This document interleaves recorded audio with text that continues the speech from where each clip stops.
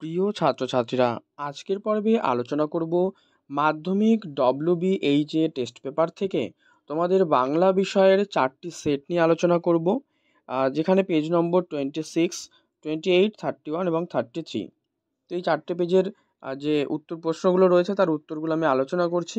পর্বটি অবশ্যই তোমরা প্রথম থেকে শেষ পর্যন্ত একবার দেখে নাও। আর তোমাদের যদি কোনো বিষয়ে প্রশ্ন থাকে সমাধানের জন্য অবশ্যই কমেন্ট করে জানাবে। পর্বটি ভালো লাগলে লাইক করে দিও, শেয়ার করে দিও, আর চ্যানেলে নতুন হলে অবশ্যই সাবস্ক্রাইব করে রাখো। তো প্রথম প্রশ্ন দেখো, তপনের হাত আছে। তো কিসের এই কথাটির অর্থ কি? তপনের হাত আছে কথার অর্থ হলো ভাষার দখল। সপ্তাহে হরিদা বহুরূপী সেজে বাইরে যান কদিন? একদিন। নদের চাঁদের স্ত্রীকে লেখা চিঠিটি ছিল কি? বিরহ বেদনার। তারপর যুদ্ধ এলো। এই যুদ্ধটি কেমন? রক্তের এক আগ্নেয় পাহাড়ের মতন। কন্যা থাকে সর্বক্ষণ। কন্যা সর্বক্ষণ কোথায় থাকে? মনোহর উদ্যানে। আদি যুগে স্রষ্টার কার প্রতি অসন্তোষ ছিল? নিজের প্রতি। ইংরেজিতে ভেবে বাংলায় অনুবাদ করলে রচনা হয় উৎকট। পরবর্তী প্রশ্ন দেখব। দেখো 8 নম্বরে তোমাদের যে প্রশ্নটি রয়েছে যে পরিভাষার উদ্দেশ্য কি? এটা হচ্ছে ভাষার সংক্ষেপ ও অর্থ সুনির্দিষ্ট করা। আচ্ছা, সিজার যে কলমকে দিয়ে কাসকাকে আঘাত করেছিল তার পোশাকি নাম স্টাইলাস। মেবারের পাহাড় লজ্জায় মুখ ঢাকছে। রেখাঙ্কিত পদ মানে লজ্জার নিচে দেখো আন্ডারলাইন করা রয়েছে, এটা করো করণ কারক। যা যা করার করতে হবে, এই যা যা এটা কিন্তু কর্মের বিপসা। নিচের যে পদটি সমার্থক দ্বন্দ্ব বা প্রায় সমার্থক দ্বন্দ্বের উদাহরণ নয়। দেখো ভালো মন্দ দুটোই কিন্তু বিপরীত, তাই এখানে কিন্তু বলেছে সমার্থক দ্বন্দ্ব। ঠিক আছে, মানে সেম হবে। আচ্ছা, আর উদাহরণ নয় কিন্তু বলেছে, অবশ্যই এটা মাথায় রাখবে। তোমরা এই অনেকে উদাহরণ অবধি দেখে বাকিটা কিন্তু দেখো না, ওইখানেই কিন্তু ভুল হয়ে যায়। 13 নম্বর, যে সমাসে সমস্যমান পদ্ধতির উভয় পদই বিশেষ্য ও পরপদের অর্থ প্রাধান্য পায় তাকে বলে কর্মধারায় সমাস।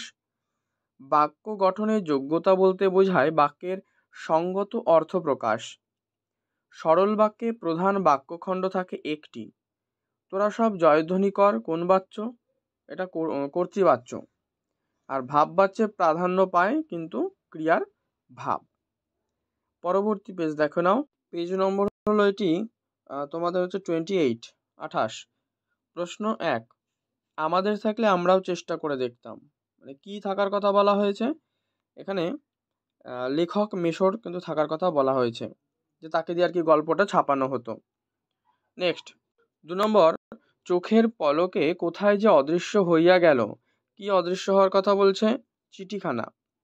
তাহার 2 চোখ ছলছল করিয়া আসিল। কার কথা বলা হয়েছে? রামদাসের।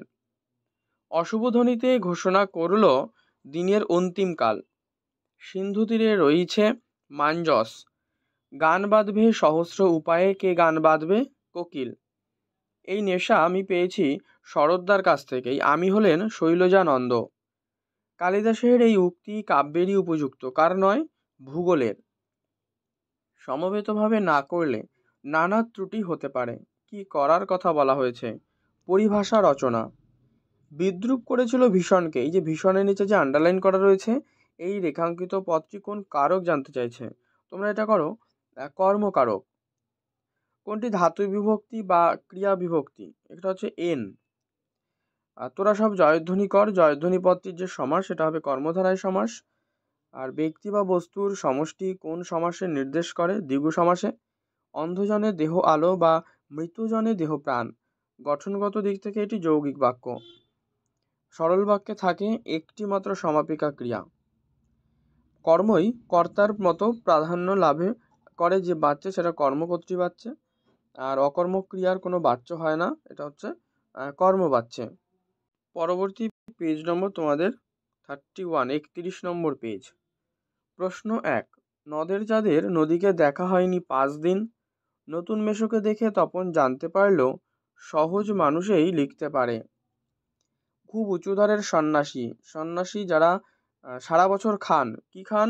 শুধু একটি হরিতকি। তারপর যুদ্ধ এলো রক্তের এক আগ্নেয় পাহাড়ের মতো।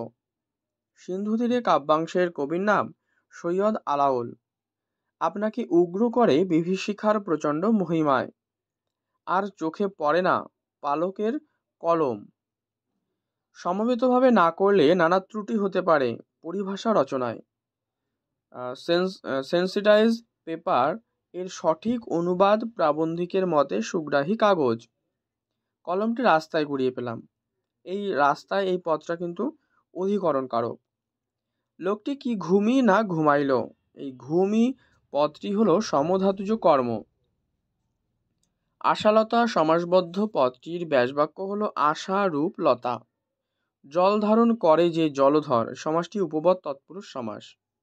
বর্ম খুলে দেখো আদুর গায়ে, গঠন অনুসারে বাক্যটি কিন্তু সরল বাক্য। ক্রিয়ার অর্থ প্রাধান্য পায় ভাববাচ্যে।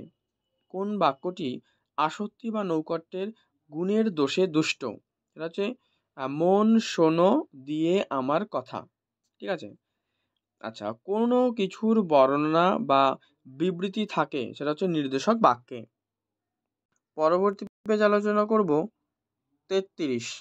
প্রশ্ন 1, তোমার গল্প তো দিব্যি হয়েছে, এই কথাটি বলেছেন ছোট মেশো। যার বাড়িতে সন্ন্যাসী এসেছিলেন তার নাম জগদীশবাবু। সব্যসাচী মল্লিক পেশায় কী ছিলেন? তিনি একজন ডাক্তার। আয় আরও বেঁধে বেঁধে থাকি বাক্যাংশটি কবিতায় কতবার ব্যবহার করা হয়েছে? এটা কিন্তু 2বার ব্যবহার করা হয়েছে। শিশুরা খেলছিল কোথায়? মায়ের কোলে।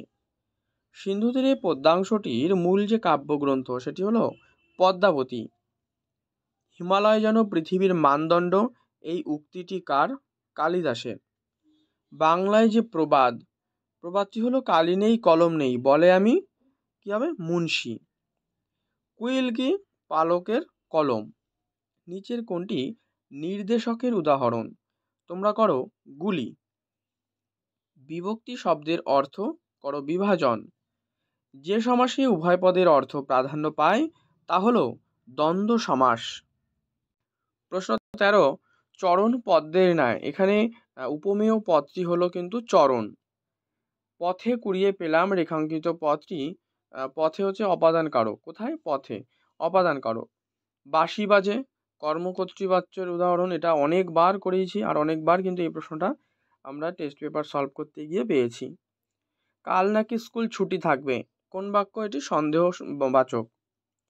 আচ্ছা, নেক্সট রয়েছে বাক্য নির্মাণের শর্ত কটা? বাক্য নির্মাণে কিন্তু 3টি শর্ত: যোগ্যতা, আকাঙ্ক্ষা আর আসক্তি। ঠিক আছে, এই 3টেই কিন্তু বাক্য নির্মাণের শর্ত। তো এই হচ্ছে তোমাদের 4টে সেট নিয়ে আজকের এই পর্বে আমি আলোচনা করলাম। পর্বটি ভালো লাগলে লাইক করে দিও, শেয়ার করে দিও। চ্যানেলে নতুন হলে অবশ্যই চ্যানেলটি সাবস্ক্রাইব করে পাশের বেল বাটনটি কিন্তু অল করে রেখো।